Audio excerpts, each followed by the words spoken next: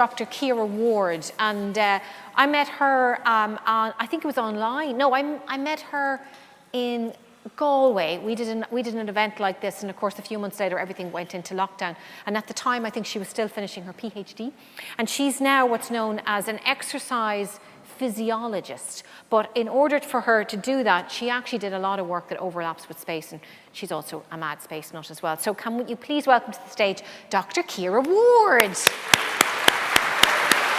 Hi, Kiera. Nice to see you again. This is the clicker. I don't know if you have any slides, but this is the clicker in case you do. Fab. So Kiera, what is an exercise physiologist? It sounds brilliant. What's an exercise physiologist? That's my fancy title. My job at the minute, we'd work a lot with the general population, so adults of all ages, clinical conditions, things like that. And what we provide is exercise training. So usually when they come to us, say for example on the projects that we have that are government funded, they would train with us twice a week, and then we'd also have health education. So I would talk to people a lot about sedentary behaviour, physical inactivity, stress management, things like that, and trying to make people's lives better, hopefully. And it's so rewarding, it's so nice to see everybody, but everything has stemmed from my PhD with ESA, inactivity, bed rest, and now I can actually apply it in the everyday setting, so I really love it. And so you work in a company called EduFIT, right? Yes. And so are your clients like elderly, or have they come from operations, or are they just like people who just pay for the opportunity? Yeah, so EduFIT is an online digital fitness and health company. So we have one side of it, we have our online subscription service, so that's launching actually in a few weeks, and that's where people can pay a monthly fee and do exercise with us and health education. But then we also have the government funded programs which sometimes have criteria, so we're running two at the minute. We have one called MENOEL, which is for women in all stages of menopause. Very good. And we have 2 exercise sessions per week and a health education session. And we also have a prime time of life, it's called. So for adults 50 to 80 years old, some on site in Laois, some online. So we have the whole national inclusion for that. And same again, education, exercise, and all ages, clinical conditions, and everything, so it's inclusive, so it's brilliant. It really is brilliant. Do you love what you do? I love what I do, yeah. So tell us your story. Tell us about Yes, so I'll turn the clicker the right way around first. So just to give you how I got to where I am now. So I did my junior and leaving cert in Loreto College, Cavan. And what I did for that was I did English, Irish, Maths, French, Geography, accounting, and what was the last subject? Biology. Yeah, just one science subject. Just one science subject. So in actual fact, I moved here from England in my junior cert year, and science was full. So I actually ended up doing art, business, and home ec for junior cert, and I had no inclination of science. I'd done first and second year in school in England in high school. Yeah. So I had done a few science experiments. But did you like it? I did like it. Yeah. But I probably didn't really pay as much attention when I'm 11 and 12 and things like that. And when I came and the choice is gone, you go, oh, I really can't do it. And then when I actually did TY, and that's when you started to bring science back in, and you're going, oh, I need to do biology. I like, the human body, what happens to all the systems, things like that. So, and it's always good to have a science. Always and so were you into sport then? Were you I love sport. Any sport I could play, or any days off, I could go to a basketball tournament, or Gaelic football is my main one. But both in England and in Ireland, anything I could play, I went for. And so did you start that really young, or what age you started in sport? So I probably started playing soccer in England when I was probably before I was 10, probably 8 to 10, and tennis, and the 2 big sports in England now would have been soccer and tennis. And when I moved to Cavan, everything was so far away. In a city, you're close to everything on a bus, and next thing you're in the middle of nowhere, and you're like, how am I going to get there? So Gaelic football became my, the sport I loved. So I've played that now for 16 years, and still going. So, well, we'll see how many seasons we've left. Fair play to you, Kiera. Yeah, so at the end of that junior and leaving cert, even though I'd done TY, I still didn't know what I wanted to do. And I was actually, my younger sister is going into like leaving cert subjects next and picking choices and things like that. And she was only saying to her in the car, she's like, Kiera did not know what to do. I so did not know what to do. But I knew I love sport. So I was like, it has to be something in sport. Yeah. But you're looking, I remember going through the CAO and the college books going, you know, what am I going to do? And I didn't really want to go to like athletic therapy or physiotherapy. I knew that wasn't where I wanted to go. So I was like, how did you know that? What was that? What was holding you back for that? I don't really know. I think it was sticking to a career straight away without seeing what was out there. Because I don't know what to do, I really wanted to be like, what can I see? What can I do? That's really smart. So you knew that if you did something like physiotherapy, that would be it. You'd have to kind of stick to that path. But you knew, because you couldn't make up your mind, it was better for you to do something general and to get an idea. God, that's very smart. Yeah, well, physiotherapy is a fantastic job, and so many of my friends have gone on to do that. Yeah. But I was just unsettled. I just said, I want to go broad and see what's out there. Very smart. It actually timed perfectly well, and a lot of my journey has timed perfectly well so far, but the degree in sports science with exercise physiology, which was formerly at Sloan Institute of Technology, is now the Technological University of the Shannon. Sports science, that came out the year I was going to college. So that was a brand new course, spanking new, and we were getting the international sports arena, and I was like, okay, this sounds like me. This sounds like me. It's broad, but it's sports. Yeah. It's science, brilliant. And I remember on my CAO, I had DCU down, I had Limerick, I think, down as well, I had Athlone, and the funniest thing was, I got the bang on points for sports science, and my next one, because, don't do this, I only put a few random options at the bottom of my CAO, just in case. Yeah. So please do your CAO properly. And my next one was early childhood education. And I go, wow, I don't think that would have been me. So on the button, landed on sports science, and I got to go there for 4 years, and so I loved it. Yeah, and so you went from Cavan then to Athlone. Yep. Yeah. Moved down. What was that like?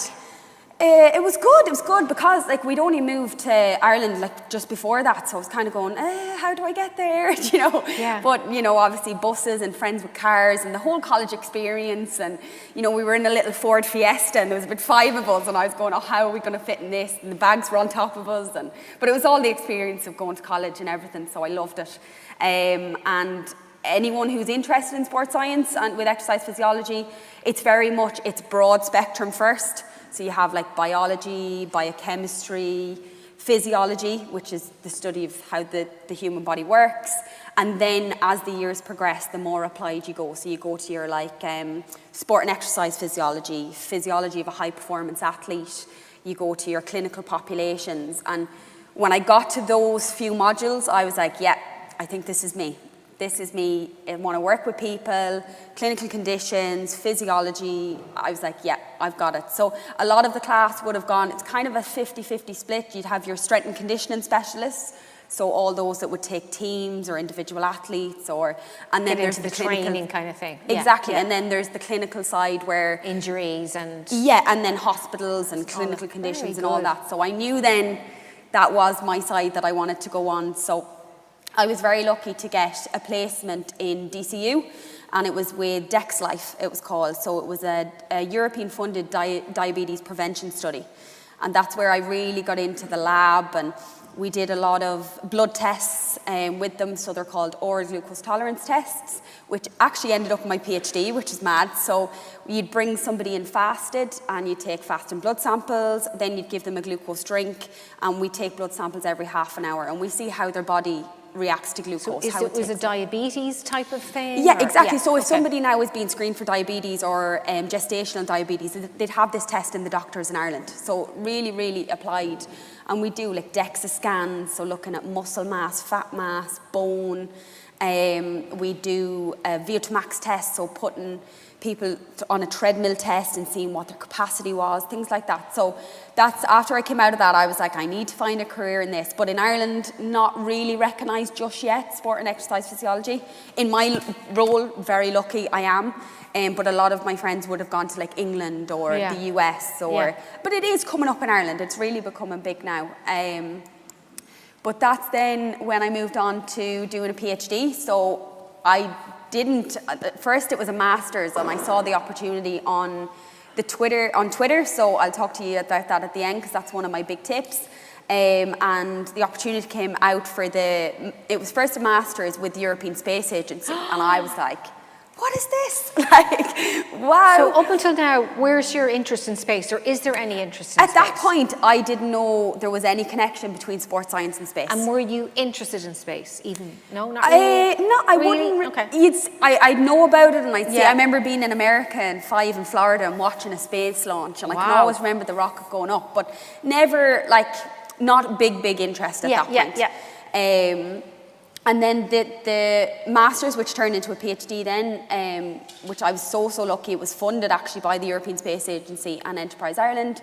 And what I looked at was the effect, I'm going to talk about it now in a few minutes, but the effect of 60 days, 6 degree, head down tilt bed rest on the physical and metabolic characteristics of young healthy males. So what I mean by physical characteristics is like body weight, fat mass, muscle mass, fitness, muscle strength, so all sports science, and then the opposite side, metabolic characteristics, so their insulin sensitivity, so how metabolically healthy these men are. So I'll show you a few slides on how cool it looked. And Kiera, tell me about, like, so you were working in the lab, and then you found out, so you knew this is what I want, and then this PhD opportunity comes up, and you're going, perfect fit. Yeah, I was like, yes, this is what I want to do. And it was also in TU Shannon, which was formerly Athlone IT. Yeah, exactly. Perfect. So I remember seeing the brief and going, is this what happens in space?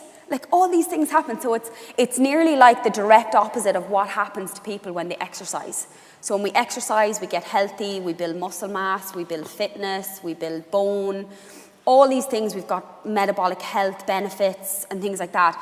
And then you put people into space and you put people into bed rest, which I'll go through as well, but it's like the direct opposites. You're going, wow, like I didn't, you don't realise the correlation until it's put in front of you. Yeah. So, yeah, I've just literally handed in the hard copy, signed, sealed and delivered now, so I'm delighted. Congratulations.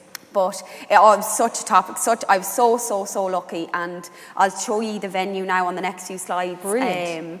Because it was unreal. And then that's just where I am now. Okay. So we can talk about that after. But so just to bring it into context, so humans in space, so obviously humans in space began in 1961, I think it was the first human space travel, and since then, obviously our ESA, mainly here today, would like to keep humans in space and also extend space, time and distance of space exploration. But the problem is, we need to keep our astronauts healthy for these long periods of time. So what's the problem? What's the problem with people in space? So this is the problem. So just to give you context of weightless and microgravity before I mention the problems that we face. So there's a common misconception that there's no gravity in space, but gravity is actually everywhere in space. So you might ask, why does the International Space Station not fall, or why do we float and objects float? And it's actually because of the speed. So in space, objects are not floating, they're falling. So they don't fall towards Earth, they actually fall around Earth, and that's because of the speed. So they're traveling about 28,000 kilometers an hour, something crazy. So as they accelerate towards Earth, under the pull of gravity, Earth basically curves away and it never gets any closer. So it keeps the galaxies together, but there is gravity in space, so it's microgravity that we call it. And what actually happens then to our bodies in space, so the first one, you'll see pictures here, so it's the fluid shift, and this happens in the first 24 hours usually. And what happens is, when you're standing on Earth, you have this hydrostatic gradient, it's called. So you have mean arterial pressure that's 70 at the head, you have 100 at the heart and 200 at the feet. So this just allows blood flow to go all around the body so that we're okay. But when you get to space, it actually neutralizes to 100. Because they don't feel the impact of gravity, right? Exactly, they don't have that pull down of gravity. So what happens is about 1 to 2 litres of fluid starts to go towards the head, and you'll see this puffy, it's called puffy face bird leg syndrome.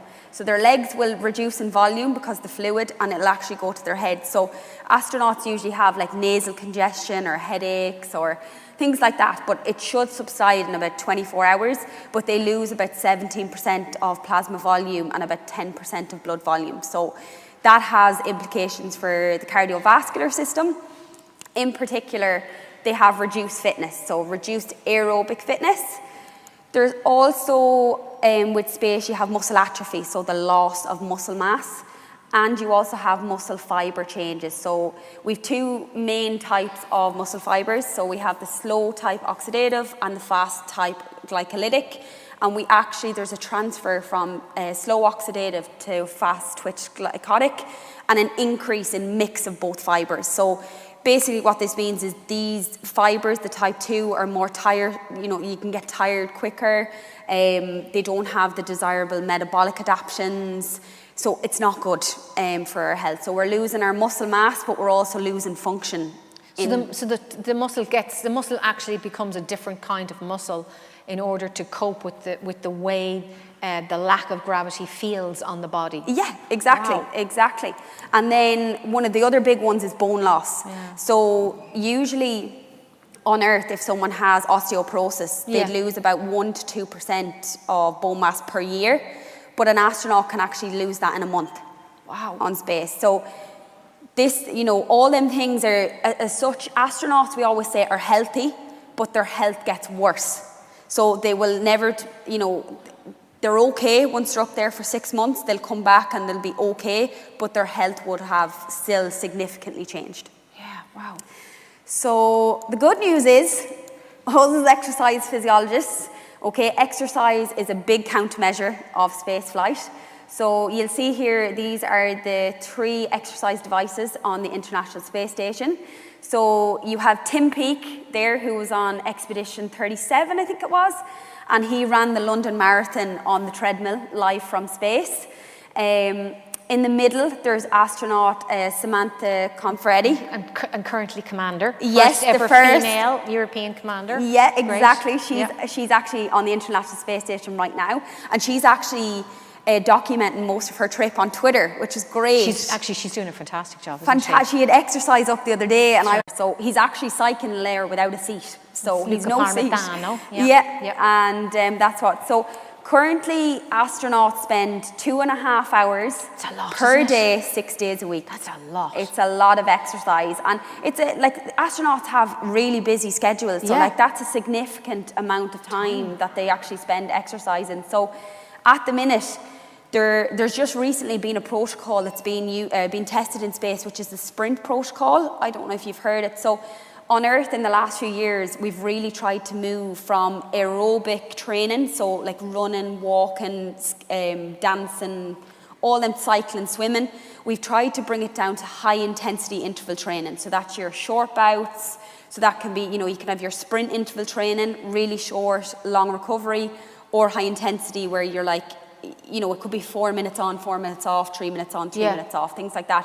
So that's more aerobic intervals. So basically we're trying to bring the amount you have to exercise down, but to still get the same or superior physiological changes. Yeah, so they're actually trying to do that in space now because they've recognized it's too much. A lot. And so of the 2.5 hours, they'd usually do about 60 to 75 minutes of resistance training, and 30 to 45 minutes of aerobic training as well. So, and then and all the other time then is for like moving it, setting it up, putting it away, cleaning themselves up. So hopefully now that protocol actually proved quite successful. So they're going to keep adapting it, keep looking at it and seeing can they actually reduce that, which would be great.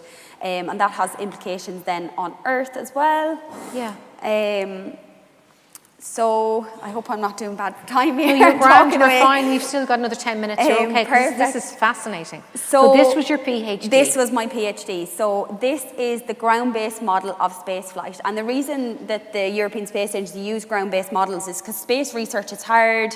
There's not a lot of astronauts, so you really have a small sample size.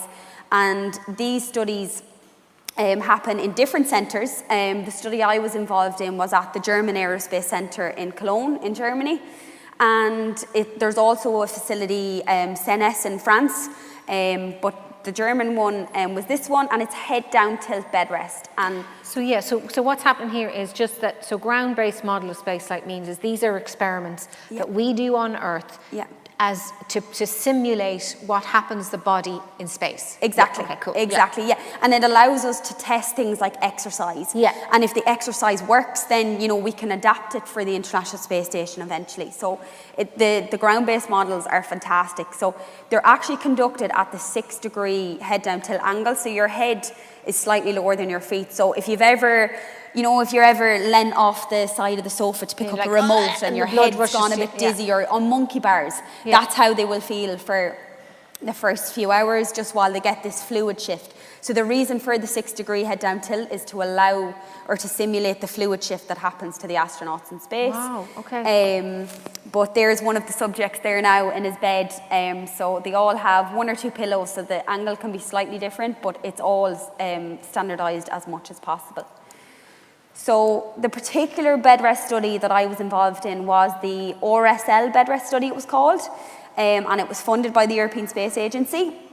And you'll see the photos there, the bed rest subjects in bed. So they actually had their own room. They're not like that, they just did that for the photo. The bottom photo is their own individual room, but you'll see like the TV screens are even upside down and things like that. And like they're there in the rooms and eating. So the major criteria for this is that they remained in that position, head down tilt, 24 hours a day, 7 days a week for 60 days, and they had never got off the bed. No, the only times they ever got off the bed but stayed in the position was to move to the bed adapted for the shower, which again was at this degree, and for only experiments in the horizontal position. So they never actually let one shoulder leave the bed throughout the 60 days. So they went to the loo on the bed, they showered on the bed. Yeah. Oh my God, that's intense. So I don't know how appealing it sounds now, but yeah, eating, watching TV, going to the toilet, showering, everything was in that bed rest position. So it is crazy to think that they could do it. So you'll see him there eating nearly upside down. So that's exactly what they had to do. So they were amazing. So for our study, there was 23 males that went through the study and finished it. So that is a fantastic number to have for a bed rest study. But most of them actually said they enjoyed it, which is mad, because you're going, really?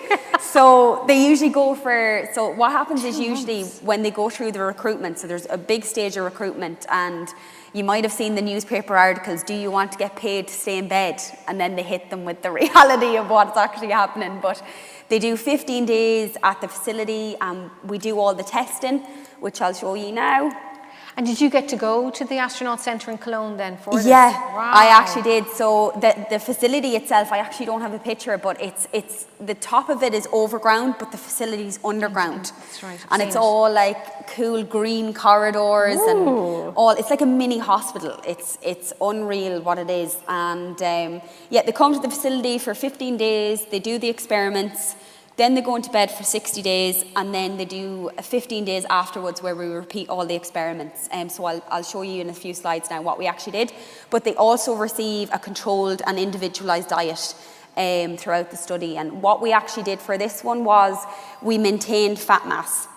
So if you decrease your physical activity, but you don't decrease your energy intake, so you're like if you keep eating loads and loads and loads or more, you can put on fat mass. Yeah. And that obviously has implications for metabolic health. So we actually kept fat mass constant. So the changes were due to the loss of muscle mass. So for this study as well, there was an exercise group. So we had 11 in the control and 12 in the jump. So this is the sledge jump system. So for any of the engineers, for example, you could be creating something like this.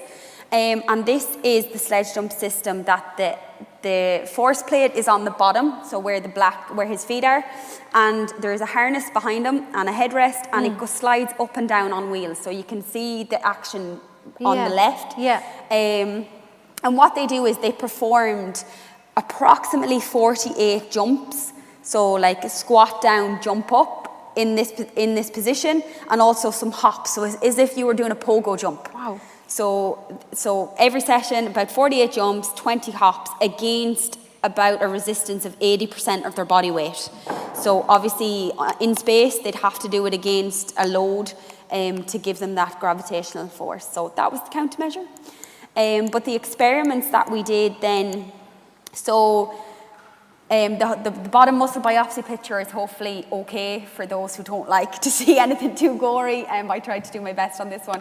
But we have DEXA scan there on the top left. So that looks at their bone density and all that. Yeah. Exactly, yes. So on Earth, so in day-to-day clinics now, they use the DEXA scan to for osteoporosis. Yeah, exactly. So it's the same. So we look at full body and also compartmental. So arms, legs, fat mass, body mass, and bone mineral content. Then on the top right, we have a guy, he's on the bike there for a VO2 peak test, but he actually would have had a mask on and a nose clip, so we could actually record his oxygen and carbon dioxide. Yeah. In the bottom left-hand side then is the things that we need for the oral glucose tolerance test, so that's the AccuCheck, the glucose solution. Yeah. So we dilute that for the subjects to drink.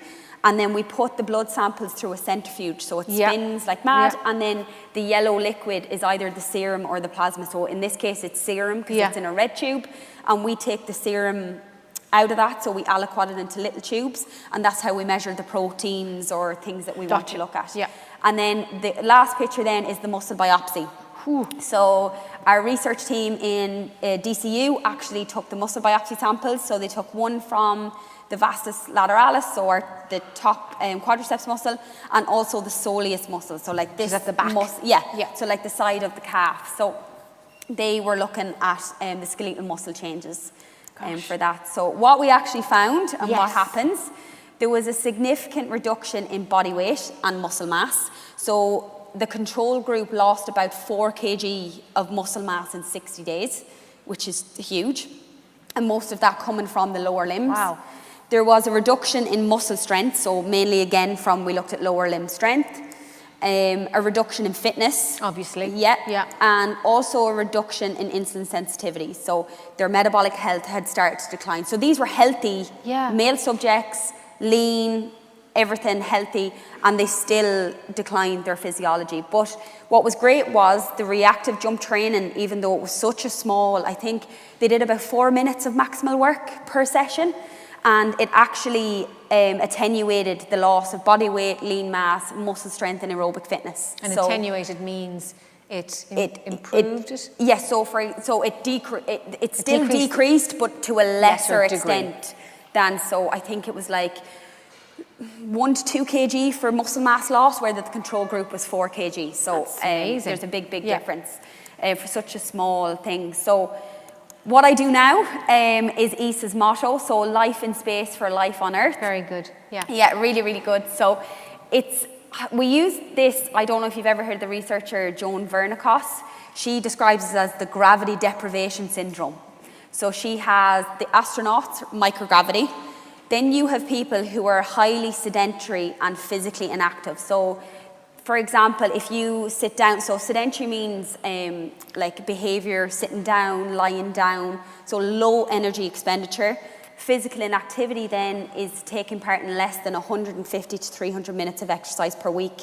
So if you're both of those, so say for example office workers, or like my job on a day-to-day basis working at home would be highly sedentary, but I get my exercise in the evening. Because you do sport. So that helps as such to mitigate some of the effects. But if you're both, you're ultimately reducing the use of gravity because you're not using it. Of course. And then we have, so that's the same for like people in hospital who've had COVID or illness and things like that. So they're all immobilized. And then aging is actually also part of the gravity deprivation. So it's the reduced use of gravity over decades as a function of age. So they're all on a spectrum, and it's how I adapt the research now for life on Earth as my job now as an exercise physiologist. So interesting. So advice. Advice. This what is are your my top tips? So for anybody then who would like to either be a researcher, like I was for doing my PhD, or like Cian was, or is now, I would probably say main one is a good, you have a good interest in the topic. You have to have that interest in the topic. A strong work ethic, absolutely. Perseverance with a PhD is a big one, but you get there. Organisational, time management, and ability to work on your own and with others. So, like Cian said, like you learn a lot of that from part-time jobs. Yeah. I worked in a pharmacy for most of my undergrad and things like that, and it really helps you work with people and things like that and earn them skills. But my top tip of the day would be to set up a Twitter account for yourself and follow dedicated pages, researchers, industry professionals, ESA, Niamh, all in your area of interest, and look out for opportunities, because that's how I ended up on the ESA's first human physiology training course, which was amazing. It was in Belgium, and we got to go to the Space Museum, which was class. And then at like conferences with ESA and things like that. So I think Twitter is a big one. No matter what your field you want to go in, there's definitely, there's scope for you to add it in there. And following ESA to see if your field of research goes into that as well. So yeah, that's my... Kiera, did you think when you were in school that you'd have the career you have now? No way. I didn't know where I was going to go. But I really think if you have an interest in something and you work hard and you're open to everything and you make good relationships with people, I think you'll always get to where you want to go. Yeah, but your constant was always sport, and you found a way of bringing sport and space and science together. Yeah, absolutely. And there's so many roles in ESA. You could work with the bed rest study. Yeah. You could actually be a strength and conditioning and rehabilitation specialist for an astronaut. Yeah. Like there's so many sport, has so many avenues with the European Space Agency. So just have a look out there. Brilliant. Let's give a round of applause to Thank Kiera you. Ward. Thank you, Kiera. It's brilliant.